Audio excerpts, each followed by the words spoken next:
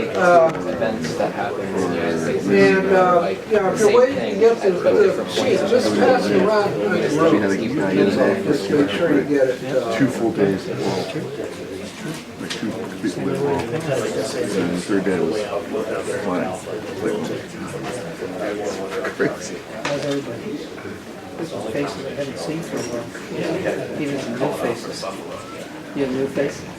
Huh? All right. That's good. That's Jason, good. you ready to start the camera?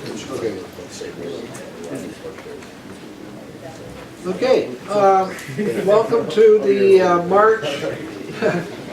March Aero Club safety meeting.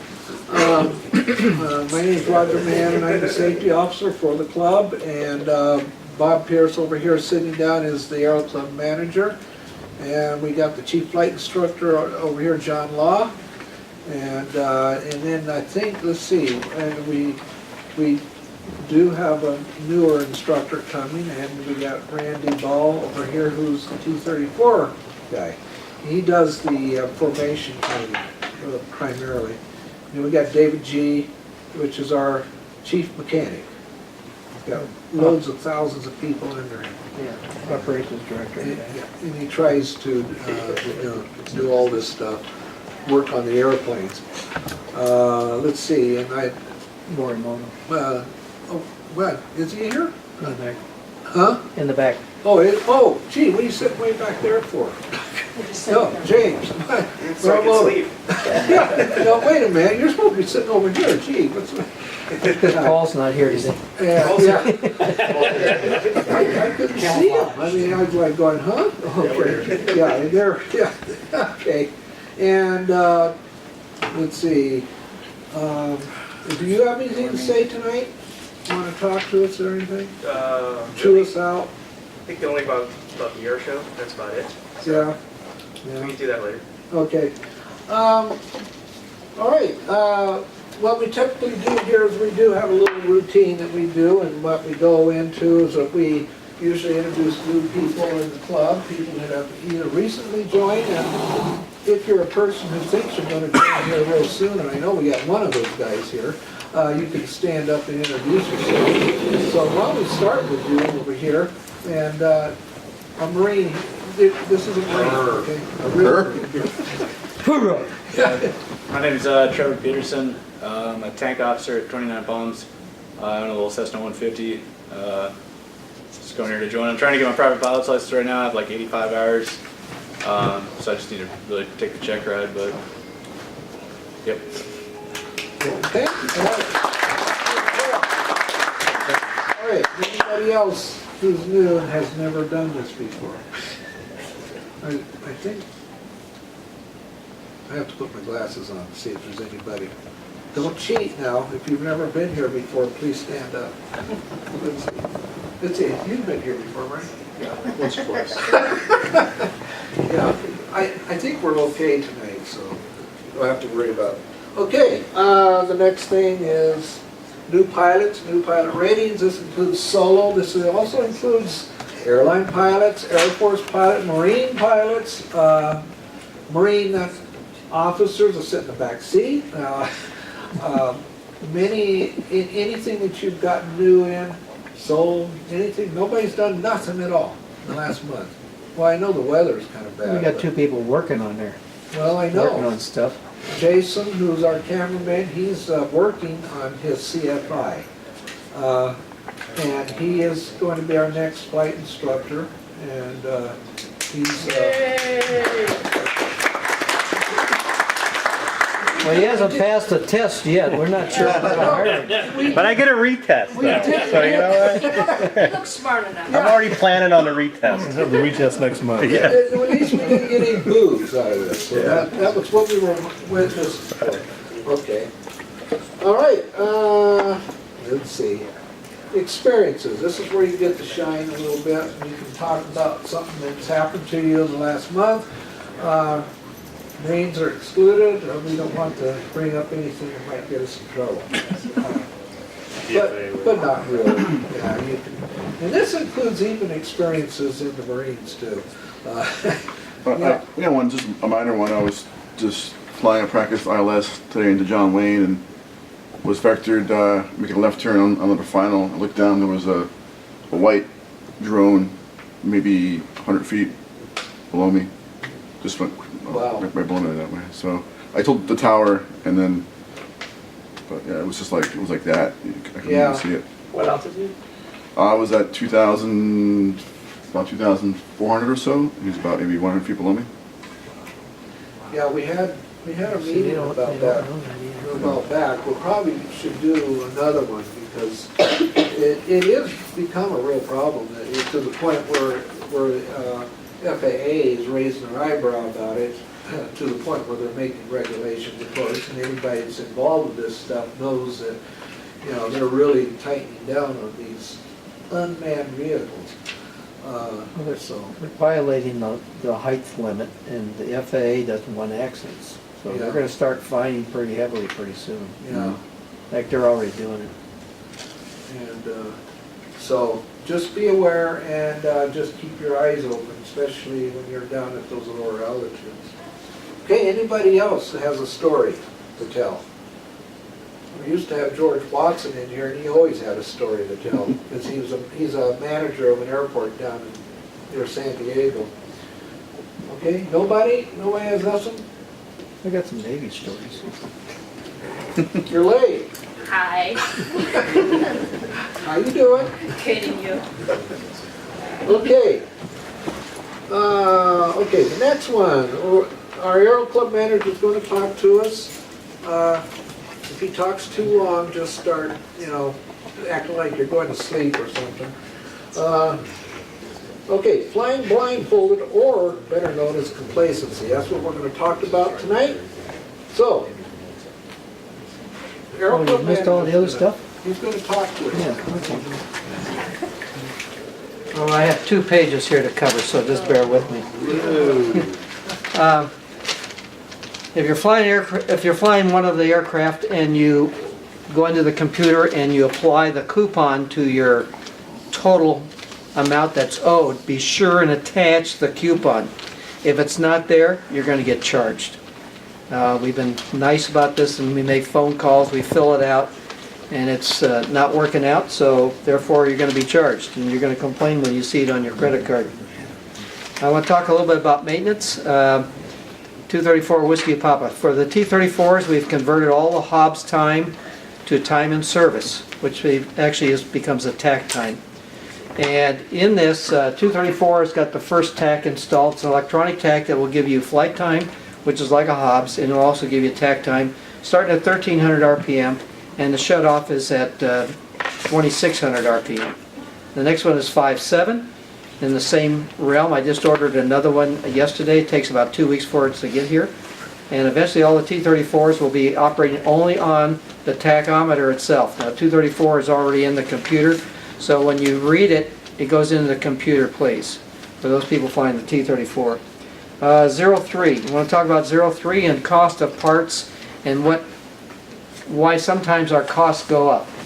The latch on 7907803 November. The latch broke on the cargo door, and the key is bent because it hadn't been opening, so you're applying pressure to it. If it doesn't open, there's something wrong. So this not try and break the key off or do this, but that part, which happens to be a couple little pieces of sheet metal and a mechanical lock from Cessna, is $4,700. If I buy a used surplus one, it's $3,423. And it's for that little latch that sits on your cargo door of every one of these airplanes that we have for Cessna. So in the process now, our IA is going to take and split the door, take it out, and we either have the shop here try and manufacture the 2 parts that broke, or he's going to try and manufacture the locking mechanism. It's just 2 little levers that when you turn the key, they drop down in place, and it keeps that latch from opening. So be aware when you start seeing our prices going up. We're trying to be fair to everybody, but when you're looking at parts that cost $4,700 just for a friggin' lock, pardon my expression, I mean, that's pretty pathetic. I can almost buy a flap for a Beechcraft with that price. if you schedule something and you get leery because of weather, talk to us. You know, there's a lot of times like people say, well, the weather doesn't look good, blah, blah, blah, and yet we've got nice weather out here. You know, we may get wind in the afternoon. Tomorrow's supposed to be stinky because we're going to have some heavy rain, so tomorrow we're not going to be flying more than likely, even though you scheduled that. But check with us and make a phone call if you got scheduling, and then it looks like the weather forecast, which you can pull up on your phone or your computer at home. Double check and see what the forecast looks like. And we've canceled an awful lot of flights for no reason at all because people get a little bit of cold feet. And it's really a nice day to go flying. Today was a great day. You can ask everybody that flew today. Smooth air, overcast, it looked like it was going to rain any minute. Nice, great day for flying. Air show. Mr. Morimoto is going to talk to us a little bit about that. We've been able to take and schedule, we can schedule up to, the airfield's going to close on the 4th of April, which is Wednesday. We can schedule up to 12 noon on Thursday the 5th. And that's where our cutoff is. So the airplanes will be moving in on the airfield starting on the 4th and the 5th. And they'll basically be finished that evening of the 5th, supposedly, in regards to all of the static displays and etc. for rearrangements on Friday. There'll probably be some more coming in on Friday. I'll probably stand corrected on that. But anyway, so if you want to schedule and fly up to that point, 12 noon's the cutoff. We have to be on the ground at 12 noon for the air show. I'm looking for volunteers to come out and assist the Aero Club. And with that, we're going to get you volunteer passes, which allow you to come and park at the parking lot across the street. And you're not restricted to following the directions of parking either a mile away or wherever they're going to take and do it out on the north ramp is where most of the parking is going to be. And then some of it will be back on the south ramp where the C-17s are. So you'll be able to take and come up and park right at the Aero Club and get a good seat for the air show. So we'll do that. And new students, want to welcome you on board. A couple of them here. And that's all I have. Any questions in regards to what's going on? Yeah, how are you going to do the volunteering for the air show? Give us a call and we'll put your name on the list. Just like we've done in the past. Yeah. When does flying start back up again after the air show? Well, we'd like to see it on Monday, but it doesn't look like it's going to make Monday because they got to tear down all the fencing. So I don't know. That's up to Mr. Morimoto and see what he can work up for us. I'm putting the pressure on you, Jim. Yeah. But the tear down, the air show is going to be cleaned up. They're going to get most of the trash and stuff off the grounds by Sunday night, and then the fencing all starts coming down on Monday. Now, it depends on how far the fencing goes out, whether we can be able to taxi back out and get back out where all the tents are and etc. out on Taxiway Alpha. That's where the VIP tents will be. Sam, you had some. How much do you estimate in raising the prices? Well, we've already done $5 an hour now to take care of our gas. Yeah. If you want to volunteer for a new part, I'll take that. No, we're pretty fair. We really are on pricing. I don't think there's any place where you can get an airplane. We got most of these aircraft. Oil leaks have stopped. We're really putting a lot of maintenance into them, doing a good job, and they do a lot of flying. We're putting in 100 hours every 2 months. That's a lot of time on some of the trainers, and that's more than what these other FBOs are doing. Okay? Any other questions? Thank you. Believe it or not, we do have a Facebook page, and Sam back over there in the red, she's our Facebook person. So, and so far you're doing a good job. Of course, I've hardly looked at it, but we do need people to visit it and do the lights thing and stuff like that. And we're trying to utilize it more and more and more. We've had the thing for about 5 years, but it's just recently that we really got it going. So Can we submit stuff to it? yeah. Do you have any suggestions on, how I could, like, make it better? I'm definitely open. Yeah, we need to get more out there, because I can't believe how many people on this base alone. Oh, I didn't know you guys were here. And yet the Aero Club's been here for, what, 40 years? Oh, longer than At that. least. Yeah, so, okay, If nothing else is going on, let's see. Okay. John? Jason? So this is kind of hard to record when I'm over there. Just a heads up. Yeah, well, you should have thought about it. You should have brought your son here. He quit. Yeah, he did. Oh, You want me to move? yeah, we got, You want me to move over? This should go on the Facebook. Yeah, no, it shouldn't. yeah, okay. You want me to run the camera for you, or what do you want me to do? It's fine. Well, maybe, we've got to make sure we get it. Okay, what this is that we are in 1-5 Foxtrot. And of course, we just pretend like there's another seat in the back. We've got Jason here, who's, basically, he's the pilot in command. He's just a student. Because he's more complacent than He's I more am. complacent, yeah. I'm on the wrong side. Yeah. I'm really complacent. He is, that's why he's so good. The subject tonight is complacency, in case you haven't figured that out yet. And we're gonna talk about just that subject.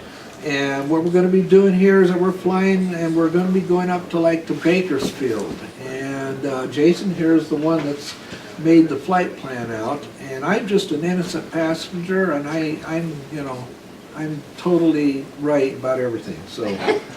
Typical. Yeah.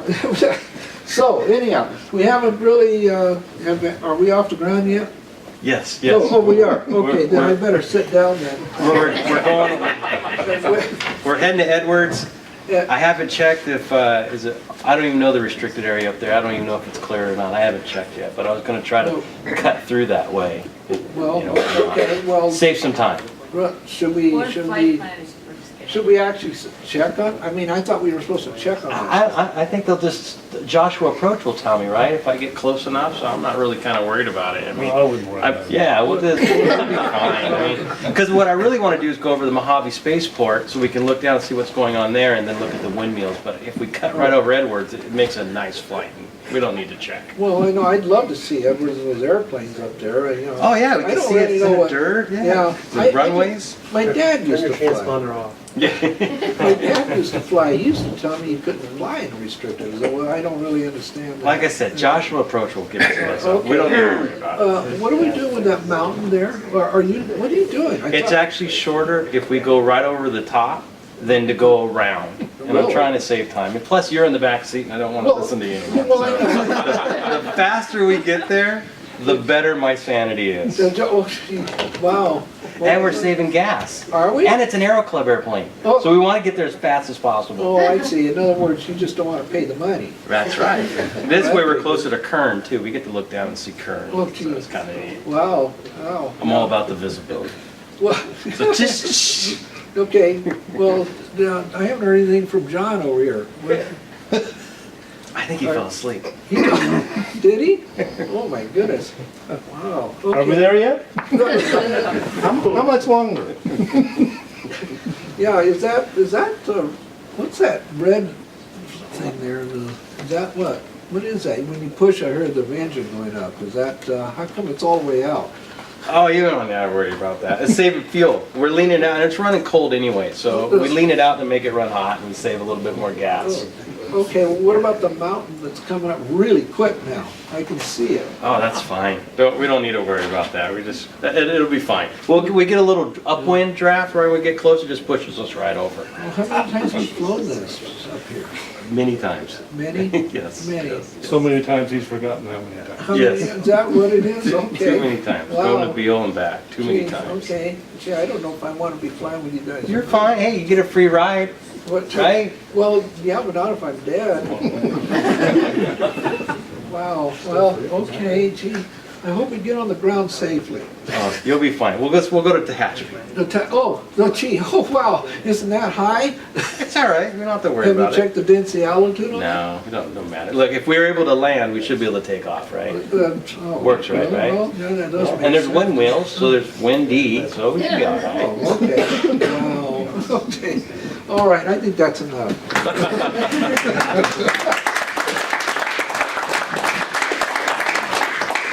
How long did you guys rehearse that? We did, About 2 seconds. But we've been up there many times. Many times.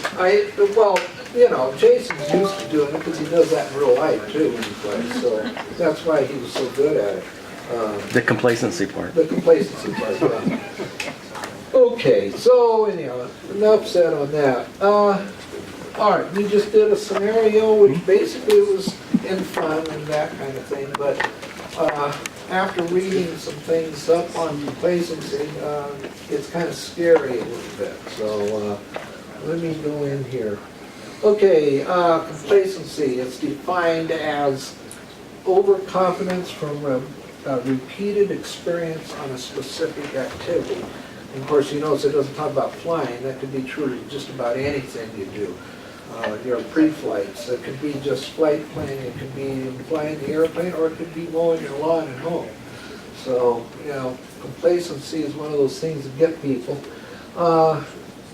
It has been implicated in many, many accidents.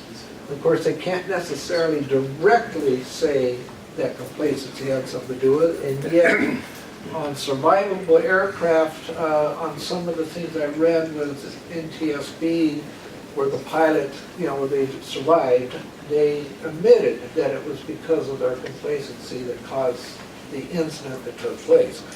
We will quickly go over a couple of these.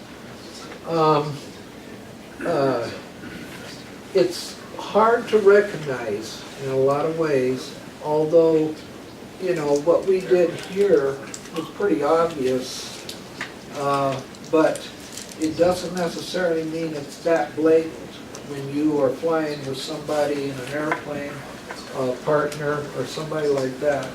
I know Ward and I, we used to fly together in the Air Force, and there were some pilots that got up there that had a kind of an attitude. And they also were very complacent about things too. We also saw it in a lot of other people too. It's often hard to tell somebody that you feel that they're being complacent. I mean, you know, how do you tell somebody that, especially if they're in denial? There's no immunity for complacency. It plagues anybody. It can be you, it can be your partner, it can be anybody in the whole world can be complacent. It's one of those viruses that has taken over most of the world. Okay, this is I'm going to go over a couple of scenarios here on complacency. This guy here, this stuff incidentally is out of the ASAR's program, or the NASA's, you know, when you turn in the get out of jail card. This is a compilation of different incidences that have taken place where the pilots turned themselves in to NASA. Where did I sign? Technically speaking, when you do that, you don't, you know, technically, you shouldn't get in trouble. Yeah, and you can only do it one time, right? Yeah. So if you think you've done something wrong and you feel that ATC is going to go after you, then you should turn in one of these. But anyhow, this is the results of some of the things they're talking about. I'll quickly run over this. I began to experience engine roughness, followed quickly by a complete loss of power. I had already closed my flight plan, and I was inbound to land. The engine lost power at 1,500 feet above ground level, about 4 miles from the airport with 18-knot headwind. Given the proximity to the ground and distance from the runway, I reversed course and began searching for a place to land. Seeing that there was no immediate traffic on the highway, I decided to land there without incident. Upon inspection of the aircraft, the cause was discovered. For my loss of power, it was fuel starvation. The fuel selector switch had been set to the right tank, and the previous flight had been conducted while on only one tank. The chain of events was set in motion by the complacency of the pilot in command and failure to properly abide by the checklist procedures in the cockpit. Familiarity with the aircraft led to a level of complacency on my part with the fuel selector switch and checklist flow during my pre-flight. My belief that the selector switch was always on both allowed the checklist item to go unnoticed. You guys, you're very familiar with that, especially with the Cessnas. The flight was conducted with the aid of the autopilot, which prevented me from noticing the aircraft flying more and more out of trim while one fuel tank was being exhausted. We don't have autopilot on our airplanes, but you can still end up doing the same thing. It's very possible. Let's see. ATC. ATC would never get complacent about anything. The ground controller advised me that an aircraft had taxied out and taken a wrong turn, and that an aircraft would be holding short of the runway waiting to cross. At that time, a Bonanza advised me that he was holding short of the runway ready for departure. I advised ground control that the aircraft that taxied the wrong way could wait until the Bonanza departed. I had a Cessna that was on short final for a touch and go. Once I had sufficient spacing, I issued Bonanza runway 3 cleared for takeoff. The Bonanza read back the runway and cleared for takeoff. During this time of day, the sun was setting to the southwest, and we had the double shades pulled, making it difficult to see the approach end of the runway. My attention was focused to the approach end of the runway, looking for the Bonanza to depart, when I noticed an aircraft pass the tower, departing the opposite direction. I felt that complacency on my part was to blame. I should have observed the Bonanza at the approach end of the runway instead of taking his word for it. The pilot couldn't read a compass, read a runway sign depicting which way the runway goes, or familiarize himself with an airfield layout. This is a situation I will probably never see again. Again, the assumption, and that is complacency. That's, it's just, well, Roger. I don't want to bother having to have to do that. So. Roger, I disagree with that, that the controller was wrong in that situation. I actually blame management for actually putting in double shades. And he had double shades down. Yeah, I can see that, yeah. He can tap dance. Yeah, right. Okay, but David G. I didn't do it. Yes. Procedural complacency. This mechanic erred while performing a procedure on the CRJ 700 engine. And after extensive damage was the mistake realized. And he admitted it, he fessed up. I had performed a flange blade pin change on the right engine in accordance with the appropriate work card. We taxied the aircraft to the testing ramp, and after the required time had elapsed, we began the test by increasing the engine speed to full power. All indications up to this time had been normal. After several seconds at full power, the vibration began to very quickly increase, and he lists here to 1.1. Upon arrival back at the hangar, it was discovered that extensive damage had occurred within the engine. I very quickly discovered that a ratchet I had been using to perform the pin change was missing. I then went to the acting supervisor's office and reported the damage and my missing tool. Several factors had contributed to this incident. I was fired immediately. No, I added that. It was very early in the morning on my first day back to work after 3 days off, so watch out for that. This is a job I have performed often, and overconfidence or complacency may have figured in. Yeah.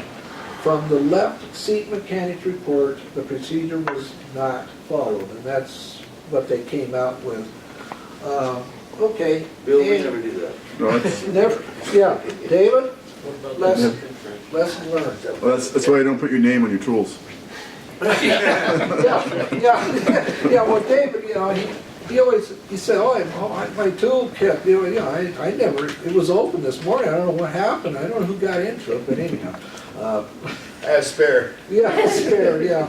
Okay, this one here is, I think this is the last one we're doing. Okay, how about paying attention? Okay, functional complacency during initial takeoff in the 67. Okay, this is the first officer. After becoming airborne on our initial takeoff, the captain called for gear up. Inexplicitly, I raised the flap handle instead of the gear handle.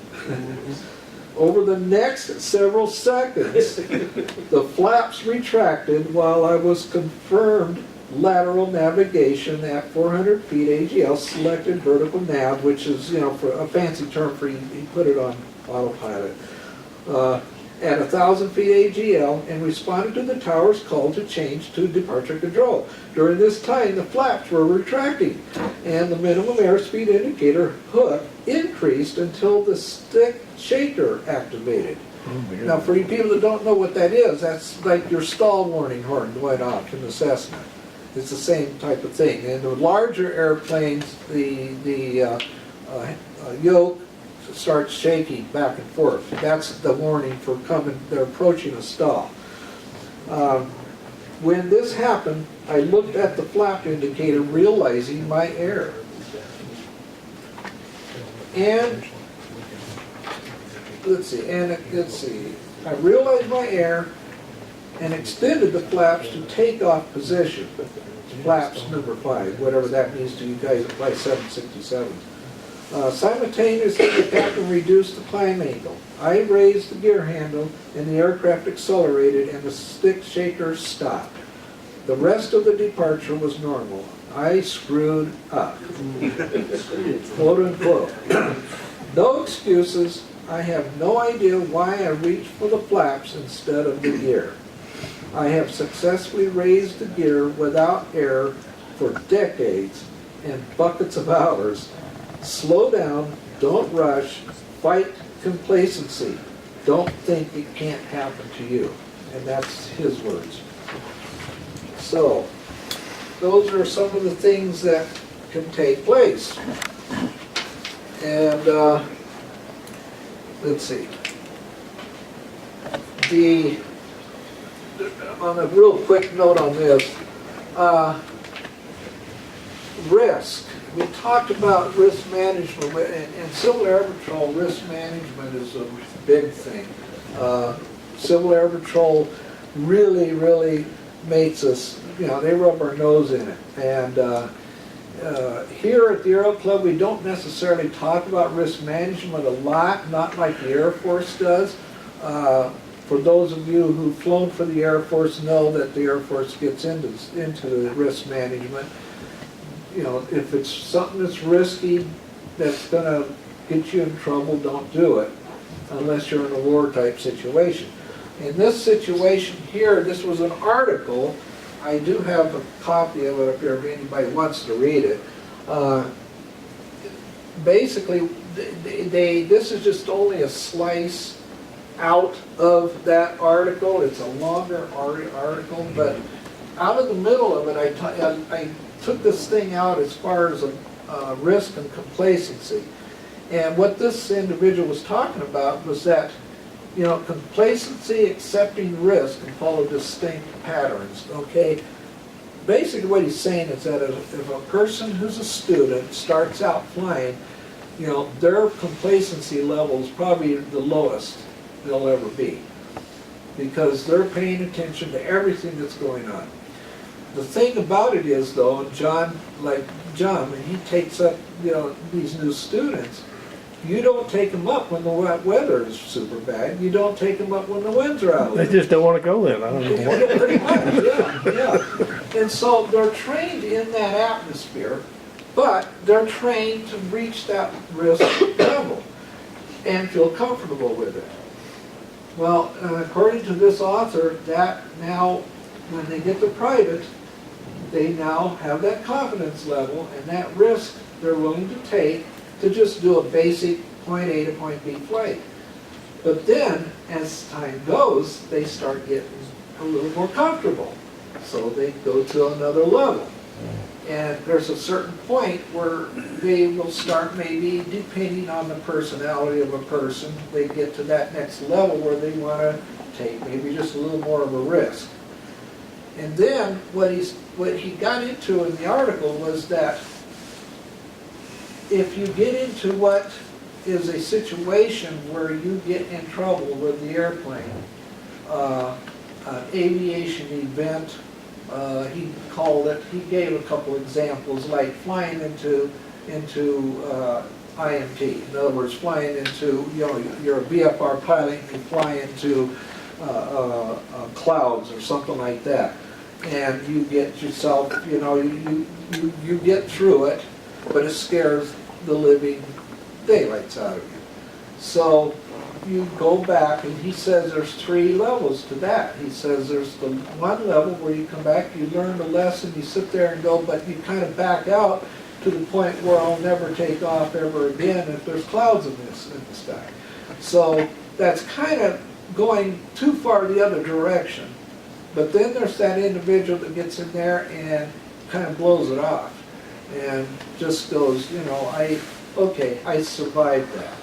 Okay, good. That means then I can fly an airplane in clouds at any time I want. Besides the FAA violating you, that's another story. And then you got another person who, and he talked about, especially today with chat rooms on the computer, but you have the hangar talk.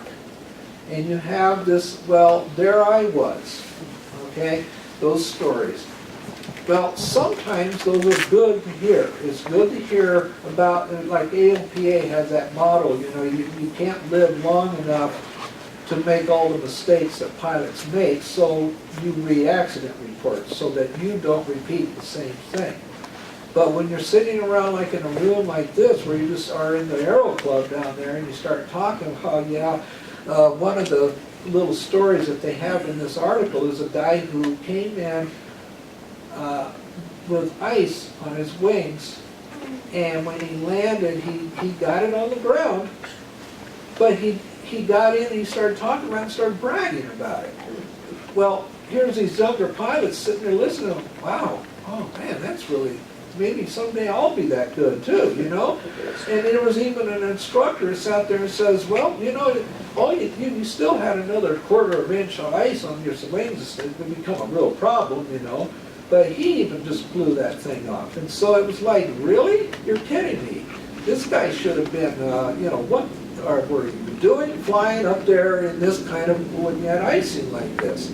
So it's one of those things where it kind of builds into the picture of complacency, into a person who's up and coming as a pilot, and then of course an old-timer guy, us old-timers kind of, we know. I mean, I know that we can sit there and go, maybe I was just a little over, not paying attention enough to something that I should be doing.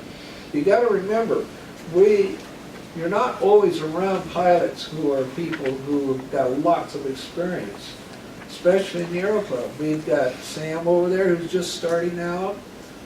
You've got Sophie. You've got many students in here who haven't got a lot of experience, and you got to be careful. You don't want to build into them that complacency.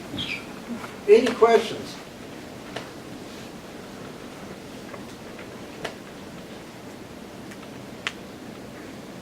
Okay, I put in here how to cure it. There is no cure except being proactive in techniques and procedures. Have a fellow pilot flying with you. Biannual flight reviews, of course, that's supposed to be the idea behind it. We here in the Aero Club have the Aero Club check ride. It's not really a check ride, but it's where the instructor, John, goes up with you, and Randy. Randy did one today on Martindale today. And it's the whole idea behind it is just make sure that you are still flying safe and you haven't picked up any bad habits, i.e. complacency. Follow the checklist and use it. Use the checklist. I didn't know the guy myself, but the FBO that I got nurtured by up Northern California, There was a guy that used to fly out of that place who used to didn't believe in checklists at all. Until finally one day the empennage fell off when he took off. It just literally, I mean, it just happened, and of course he just went right in. It's, use the checklist. Believe me, that checklist will really aid in complacency. It really does. I know, because, you know, in the Air Force, and you guys in the Marines who fly, you know, use some checklists. Flying a typical route all the time, just like what Jason was doing, you know, I've flown, yeah, I've done this before. I've always made it. In TSB, you can go online and check on accidents where people have done that over and over again and then hit the side of a mountain that they have flown around for 20 years. And then, of course, doing something stupid will get you into trouble too, like that Learjet that hit this mountain out here. He was scud running.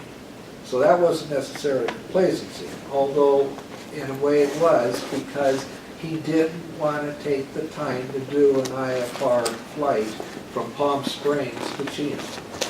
He didn't want to bother doing it. So he flew under the clouds and hit the only mountain that's out here and killed him. This was about 5 years ago, I think it was, 5, 6 years ago. Check, always check the differences especially. That's what happened to this one guy on one of the TSD reports that they routed him out further from the airport, and he didn't take that in consideration. He had flown that same route for 20 years, and yet they routed him out another 5 miles out from the end of the runway for traffic, and he made a right-hand turn and went right into a mountainside. He just didn't take that into consideration. Okay, do a weight and balance every once in a while. I know that for the most part, you know, we pretty much know what the airplane's going to handle, but it doesn't, you know, that's why you do a biannual flight review and the Aero Club check that we do once a year, or yeah, once a year. Do a takeoff and landing distance. Even review the private pilot's book. That book that we sell to the students in their private pilot kit, that thing is really a good book. I mean, I've looked into it, even, you know, and I've flown for years, and it's, you know, you look at it, it's go, wow, okay, I'd forgotten about that. You know, it's just something to look at. You younger people, you know, like Sam over there, you know, she's probably smarter than all of us put together right now. At least she should be. In more ways, keep your piloting aircraft conscious. Just make sure that you are conscious of the airplane. Let's see. Okay, that's pretty much it. Any questions on complacency? That first bullet, you need to get rid of that. Which one? Oh, which one's that? That top bullet. Oh, up here, do wait. Every once somebody sees it. That sounds complacent. Oh, That's the first step to complacency. Do that every once in a while. I don't have to do weight balance, okay, okay. yeah, right. Check Yeah. to see Well, what- you're I supposed don't mind not doing Yeah. that. Yeah, what if I'd have told that to my examiner on my check rate? We're gonna stop out on the Hammerhead, we're gonna send the crew bus out, and you're not going on this trip, you're out. We're gonna hook you right here. Yeah, Actually, the Air in Force- case you don't know, it is in the It's regulation. in the reg, it's in Yeah. SOP, you have to do Yeah, it every you're time. supposed to do it every single time. That's why when you check an airplane out, there's a checklist there. If you look at that little checklist. Did you do this? It does. It says right in there. I don't know how many have read that. Yes, I did. How many have read that little checklist? I mean, really read it. So here's the other side of that. So we used to have what are called CAN Form Fs for locals. So you can do a CAN Form F, meaning Yeah. is the max weight of this airplane, I know how much I weigh, and what's the max passenger, for me in a T-34, what is the max passenger weight I can put in the back seat with me in this airplane with full of gas? So, and I did this with my my examiner that gave me my private pilot check ride. We're in 152. He walked through the door and he and I are about the same size. I looked at him, my eyes got really big, and I'm doing the math in my head. He's looking at me like, calm down, we're gonna be okay. I made sure there's not enough gas in the airplane, we're gonna be good. So he did it ahead of time, but he saw that I was at least thinking about it. So at least if you know, hey, how much do you weigh? And I had a friend. He goes, hey, I want to go for a ride. I said, how much do you weigh? Yeah. The first thing I asked was, well, I don't know, about 320. I said, sorry, dude, we can't go. You know, 240 is the max for my back seat, you know, so. And I got to take everything out of the back to make that happen. The smoke well's empty, right? So there's ways to do it. Not do one that you know that, hey, I've done this. Max the plane out, I'm not going to max the plane out again, right? Or I know how much my people weigh. We should have a scale. We do have a scale, thanks to Jason right there. He is in Stand the office. Yeah, Jason has a I won't scale tell everybody. that's in the office in there. So It's not if my you want- scale, it's your scale. Yeah, well, it's our scale. Donate Fun, it. ask them, how much do you think you weigh? And then they stand on the scale like, oh, that's not right. Yeah, and you can do that, because when I had my check ride for my instrument rating years ago, how many knew who Mr. Shebley is? I've heard of Chevy, yeah. Yeah, they told me when I first started at the school there, to put down him as 200 pounds. That guy, probably the last time he weighed 200 pounds was probably, 40 years ago. The guy is at least 300, if not more than that. And when I did my check ride day, he was the examiner, I almost couldn't get the airplane off the ground. Now, fortunately, the runway was long enough to do it. I mean, the plane finally flew. But, yeah, it's something, and like Ward says, you just need to do one on what you've done, what you know, what you're flying, I mean, all of you fly pretty much the same airplane. And now, if something changes, now you should look at it. And I know like Jason's taken his whole family up in the airplane, and some of you have done that and have taken people up. And when you do that, you might just want to, get your little pre-filled out weight and balance that you've done on the airplane, and just check it to make sure. And then of course, don't forget your density altitude if you go someplace that's at an altitude like Big Bear or Lake Isabella or something like that.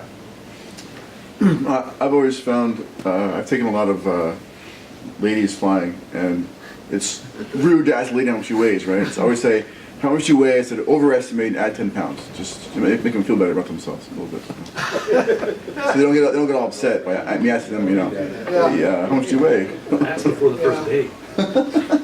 Yeah, it's something, it's funny because a lot of times, you can just kind of do that. In the Air Force, we have a set pounds for passengers. And I know in the 141, we had exactly, the same, I know we did it on the C-17. It's the same schedule. Yeah. The same weights. Yeah. So. But you're in an airplane that's got a 170,000 pound cargo weight. Yeah. Right? Yeah. Yeah. The other thing Roger was talking about, the big thing that I learned going from the Army to the Air Force was all the briefings they do in the Air Force. The Army was like, the crew chief, we'd just get out the helicopter again and go start flying, right? Pilots already did their briefing, did all that stuff, but you don't get to be a part of that. Now in the Air Force, totally different animal. We're all in the room, we all brief. So, were you stupid then, or you got better? Well, we didn't crash, so that was a good thing. But it was the difference in the communities, and part of that risk assessment thing. The Army forced the Air Force to start doing risk assessments before their flights, because when I first came in the Army back in the '80s, we were crashing a lot of helicopters. I lost a bunch of friends up at Fort Lewis when I was there.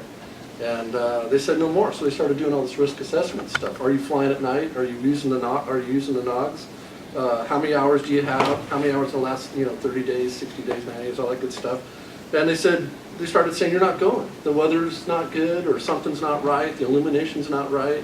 And they started canceling flights, and all of a sudden the safety records started going up, until the Army safety records surpassed the Air Force safety records. I go, hell no, we can't have that.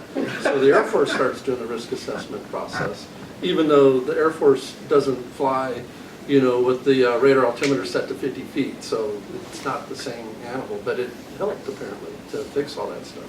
But if you brief your flight ahead of time to say, I'm gonna go from point A to point B and do all these things, and then you get out there and something isn't the same as what it was when you had it in your head, okay, I need to rebrief this, I need to fix something. You know, the weather's not the same, not what it was forecast. I got an extra body in the airplane, or that person looks bigger than what they told me on the phone, things like that. You know, the plane, you know, in a Piper, yeah, filled it to the tabs, oh, they maxed it out. So you got max gas now, not to the tabs in that airplane, or, you know, we always fly with full fuel here, here at the club, so that was a big thing. If you brief it and then you do something that's different from that brief, why are you doing that? That was the other big thing too, right? Brief it and then do what you said you were gonna do, and don't do anything different. And that'll help keep you out of trouble.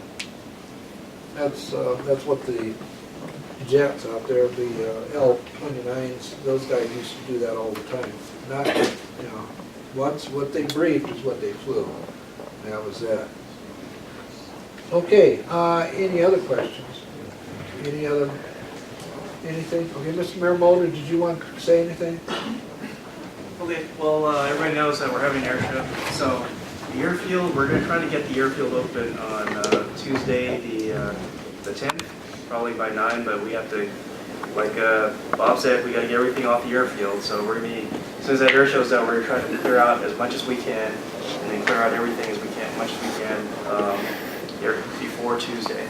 So, you know, bear with us as we get the airfield back open. But our goal is to do a fog walk that morning on Tuesday, and then get everything back to normal, hopefully, by then. So, this is the 100-year air show, so come on out, it's free. So if you don't know that, it's free. So there will be a couple of TFRs out there, so just watch notice for that.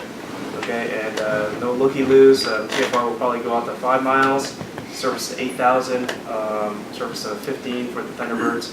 So it'll shrink, but just try not to be a bunch of looky-loos on the perimeter of the TFR. If you have any friends that fly around the area, please tell them not to do that either, because just it might get in the way. We might have spill-outs, you know, so we just, you know, we want to keep things safe.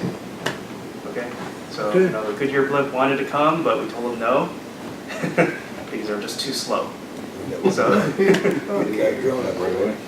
well, we're not going to have no, so the FAA didn't like the idea. But let's see, anything else? We should have an F-35 or two. So but they'll be on static display. We won't have them fly because the aircrafts are very complex and sensitive aircraft. So. And you're doing a practice on Friday, right? Yep, the rehearsal is on Friday. The professionals in the business say that that's not a practice, that's a rehearsal. They keep correcting us on that, so. Well, that's the other day that the TFR is going to be Friday, Saturday, right, Sunday. Friday, Saturday, Sunday. Friday will be a carbon copy of Saturday and Sunday's performances. So we're not allowing anybody that's not associated with or has official business on the airfield into the spectator area because there'll be some setup still going on, other things. You know, only the folks that have an official need to be out there. So, you know, I don't mind if you go up to the fence line, but please just stay out of the spectator area because we're going to have vendors out there, we're going to have everybody else setting up or repositioning aircraft. We'll have Dave G driving at 50 miles an hour up and down the taxiways. So, you know. Hit his mustache. Yeah, yes. Yeah. If you want to. So, The control tower won't be having tours on that weekend. There will be no tours in the control tower at all. Don't call, don't let anybody know. So, but yeah, come on out and enjoy the air show, and you know, hopefully, you know, well, we just want to make it safe. Okay, thanks. All right, thank you. All right, anybody else? Not next meeting, 17 April, and be safe, and don't do anything that